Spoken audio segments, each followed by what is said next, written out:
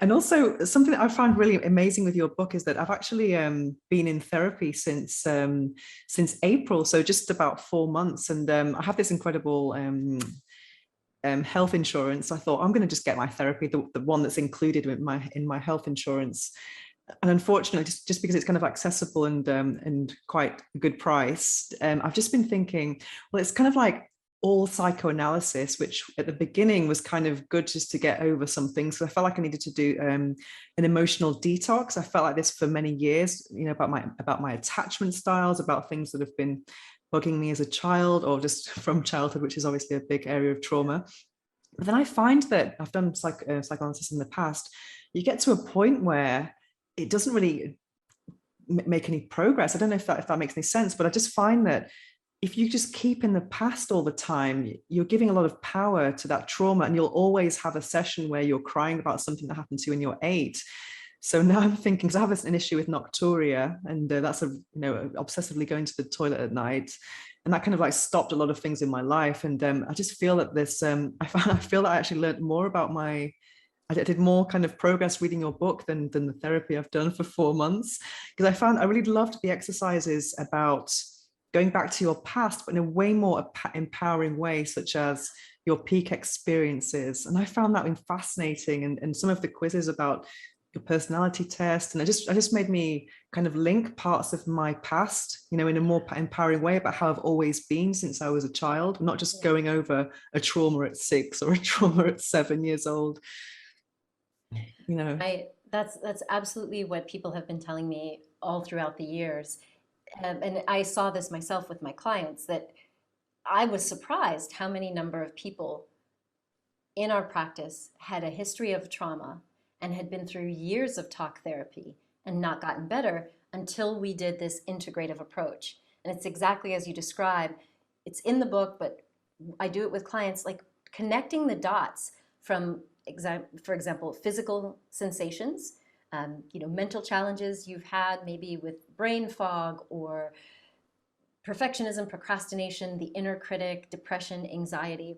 And you're so right that for many people, just reliving or retelling the story of the past is not very empowering. In that first session, like kind of what you described, in the first few sessions, people will feel better many times because it's a relief to finally have a trusted person that you can like tell the truth about what happened to you. And typically, if you have a good therapist, they believe you, they can be empathetic, and that is actually very valuable in the healing process.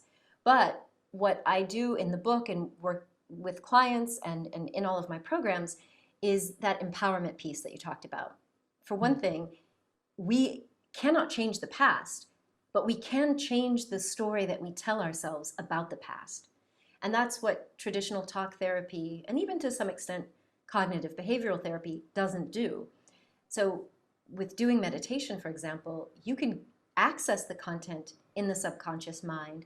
And then when you do some of these journaling exercises that are in the book, you can start to rewrite your self-narrative. So if you've carried around a narrative of being a victim, I even don't like for people to say I'm a survivor of, because then you're wearing that as your identity. So when you kind of go back and you start to do these journaling exercises, you can actually rewrite the story. And we're not saying deny what happened, because denial is a huge part of the illness. When we make sense of it and then bring it to the present moment with our adult capacities, full of compassion, like reparenting ourselves, then whatever part of us that was wounded can actually grow up as well, so that we don't end up repeating the same cycles of behavior or addiction or relationships. Because I feel that I do kind of crave more input from a therapist, and I don't think it's ever going to happen. So I think if I carry on with this, I'll be doing it for years. I think there are other methods that are probably a bit more kind of just correcting the behavior, because I do believe that the source of problems can be the past, but the solution is really in the present. And also it goes against everything I believe in my spiritual journey. And everyone who's on a spiritual journey knows that the now is the real moment, isn't it? It's too much power to give them to the past, I think. It absolutely is. The power is in the present, and we're most powerful when we can reprogram the subconscious mind.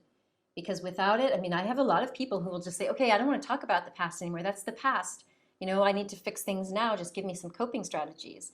But the reality is that there are parts of us in the subconscious mind that may not have grown up, that may still be wounded, and they drive our behaviors. Like, you know, you may have this part of you that becomes a real perfectionist, or a part of you that's a procrastinator, or leads you to hide.